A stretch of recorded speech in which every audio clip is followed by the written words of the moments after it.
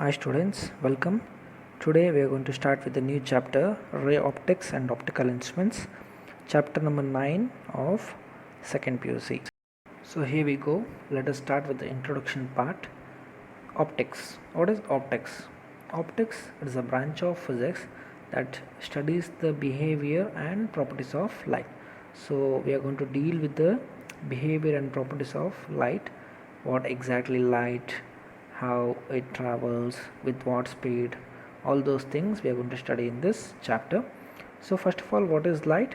Light or visible light is a electromagnetic radiation. It is just because of light we can see the things around us. So it is usually defined as the wavelength between 400 to 700 nanometer.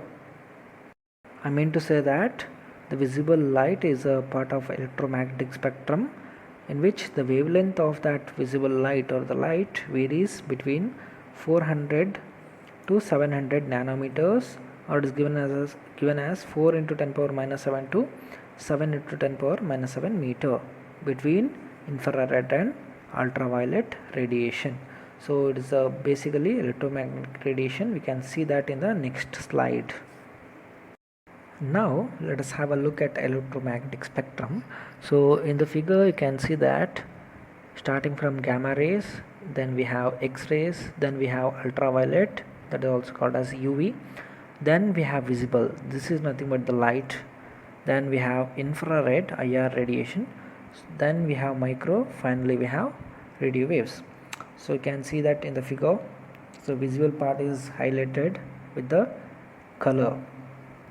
So in this slide we have basically two figures, one is horizontal and one is vertical, but in both slides, in both the figures, we can see that the visible radiation, that is nothing but light. So light is a combination of several colors, so in that we can observe Vibgayar. So starting from violet to red we can see multiple colors, so that is nothing but light. So the wavelength between 400 to 750 nanometer, 400 to 750 nanometer. Now let us see what is the speed of light. So light travels with enormous amount of speed and it always travel in a straight line. The speed of light is very finite and also measurable. So presently accepted value in vacuum is C. It is represented by C. C is equal to 2.9979245 into 10 power 8 meter per second, or here in the slide they have given 299799245 meter per second. So generally we use C is equal to 3.8 into 10 power 8 meter per second for the calculation purpose and all. So the speed of light is in the vacuum is the highest speed attainable in the nature as of now. So C is equal to 3 into 10 power 8 meter per second. Now let us understand what is ray of light and what is beam of light. So ray means simply the path traveled by the light. So the direction or the path along which the light energy travels in a medium is called ray of light. So it is represented by a straight line with the arrow mark as shown in the figure. But when it comes to the matter of beam of light, so beam of light is bundle of such rays. I mean to say beam is nothing but the constitution of such many single rays together constitute a beam. It means bundle of such rays constitute beam of light. So ray is simply a single line with arrow mark, but whereas beam is bundle of such rays together is called as beam of light. Now let us understand type of rays. First one we will see what is parallel rays. So you can see the first figure there. So three rays are moving parallel to each other. So such rays are called as parallel rays. Whereas in the second figure you can see that the divergent and convergent rays. So in the first figure, in the second figure, sub figure, we can see that divergent beam of light, whereas the light rays are diverging from a single point. It means it is deviating from the single point, so it is going away as it move forward. Whereas in the convergent beam, so light rays are coming and meeting at one particular point. It means from the far away point it is coming closer and closer as it move forward, and finally it is going to focus at one point. Now we are going to focus on the sub branches of optics. We have two branches basically, ray optics and wave optics. Ray optics is also called as geometrical optics, whereas wave optics is also called as physical optics. So what is the difference between them? What exactly ray optics and what exactly wave optics? So let us see. So in the figure, if you pause and look at the definition, you can understand properly. Anyway, we are going to discuss it now. So in the ray optics, the dimensions of objects are much bigger than the wavelength of light. It means the dimension of object means size of the object where the light is going to incident or interact is much bigger than that of the wavelength of light, because wavelength will be in nanometer but the size of the object in meter or much more. For example, we have mirror, lens and prism. See, look at in all the examples, the light ray is very thin, small ray is coming, but when you look at the size of the mirror, lens and prism, see, look at the prism, the light single ray will pass through one surface and it will come out as a multiple colors, that the prism size of the prism and the wavelength of light cannot be comparable, because the mirror, lens, prism, the size of all those materials are very larger compared to the size, the wavelength of light, because it will be in the nanometer. Now we'll look at what is wave optics. So in the wave optics, the dimension of the objects are comparable to the wavelength of light, or it is quite lesser than the wavelength of light. For example, we have interference, diffraction and polarization phenomena. So in all these phenomena, we can observe the interference and diffraction and polarization. The instruments which we use in these experiments are basically the size of those instruments are basically comparable to the wavelength of light. For instance, we can say that we have an experiment called as Young's double slit experiment, or in the polarization phenomena we have polarizer, analyzer and all. So in all those instruments, the dimension of those objects whatever we use for such experiments are comparable to the wavelength of light, or a bit smaller than that of the wavelength of light. So we'll further study this in a next chapter, wave optics. Now this topic is very important. The topic name goes like this: reflection of light. So what exactly reflection of light? So if you look at the figure, you can see incident ray and reflected ray. In between we have normal. So normal is basically the perpendicular line drawn to the surface of the mirror or the reflecting surface. So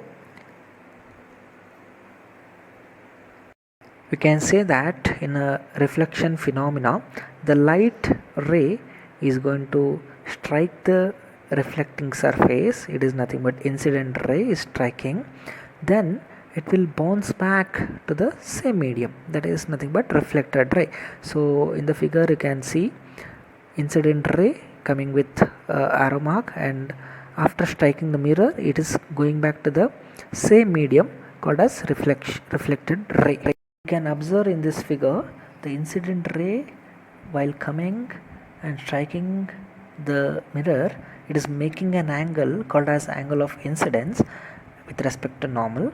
Then it is going back to the same medium with name called as reflected ray. So the reflected ray is making an angle called as angle of reflection with respect to normal. So normal is a perpendicular line. So basically reflection of light is a phenomena where the light ray is going to strike the mirror or reflecting surface, then it will bounce back, it will come back, and it basically change the direction of the ray, and it will come back to the same medium where it is started from. So look at the figure, zoom it and take a note of it.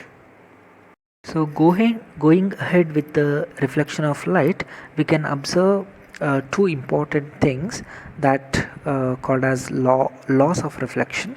So you can pause the video and you can take the notes out of this slide. So I'm going to explain the first law and the second law with the figure in the next coming slide. So look at the figure properly in the next slide. We go here. I have an explanation for the first law of reflection. So law states like this: the angle of incidence is equal to the angle of reflection. So you can see that the incident ray is making an angle I and the reflected ray is making an angle R. So by the law, first law, we can say that angle I is equal to angle R. So incident light is equal to reflected ray. I mean to say that the angle of incident ray is equal to the angle of reflected ray. I is equal to R. Angle I is equal to angle R. It means the angle of incidence with respect to normal I is equal to the angle of reflection R with respect to normal. It means if I is equal to 60 degree, R must also should be 60 degree. If I is 40 degree, then R is also 40 degree. If I is 70 degree, R also should be 70 degree. So whatever the condition, I is equal to R is the first law of reflection. Up next we have second law of reflection, that is the angle of the incident ray, the reflected ray and the normal all lie on the same plane. So you have to observe the figure very carefully. So in this we have mirror considered to be one plane, and the another plane is it is given in the figure. It shows like this: whatever the white plane area you are looking in the figure is nothing but another plane. So the mirror, the blue colored surface is one plane and the white colored surface is another plane. So basically we have both vertical and horizontal planes. So the light ray coming and going back and the normal, all the three lines are at the same plane, but the mirror is at another plane. So best example for this to understand is your laptop. So whatever the keypad in the laptop is considered to be a mirror plane here, and whatever the screen part which is perpendicular to the keypad is the white region represented in this figure. Basically it's a three-dimensional concept. Anyway, in this two-dimensional screen we can see this in a better way with a better figure.